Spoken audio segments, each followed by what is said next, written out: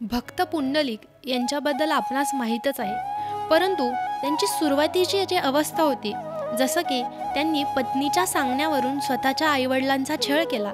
नव्हे नव्हे पत्नीलाच ते देव मानत होते आणि तिच्याच सांगण्यावरून स्वतःच्या जन्मदात्या आईवडिलांना घराच्या बाहेर काढून दिलं.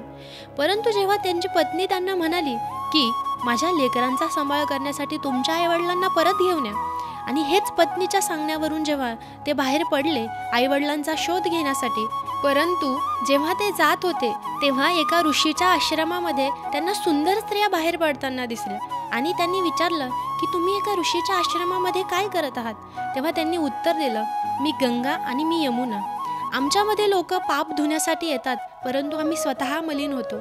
आम्ही आमच्यातील अशुद्धता आणि मलिनता घालवण्यासाठी या ऋषींची सेवा करतो. तेव्हा पुंडलिकरायांना एक धक्का बसला की आपण आपल्या आयुष्यामध्ये किती पाप केलं आहे. म्हणून ते त्या ऋषींचा आशीर्वाद घेण्यासाठी गेले आणि झालेला सर्व प्रकार त्यांना सांगितला आणि पश्चातापाने अश्रू ढाळू लागले. तेव्हा त्या ऋषीने त्यांना मार्ग दाखवला.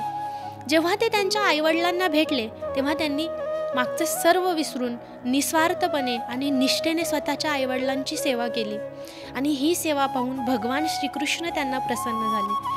जेव्हा देव आले ते सेवेमध्ये एवढे तल्लीन झाले होते की त्यांनी देवासाठी वीट फेकली आणि म्हणाले की इथेच उभा राहा. आणि जेव्हा सेवा संपल्यानंतर ते भगवंताचा आशीर्वाद घेण्यासाठी गेले तेव्हा भगवंत म्हणाले, तुझी सेवा पाहून मी प्रसन्न झालो आहे, तुला काय हवं ते माग. तेव्हा पुंडलिकरायांनी स्वतःचा स्वार्थी विचार न करता संपूर्ण मानवजातीसाठी वैकुंठातला देव इथे आणला.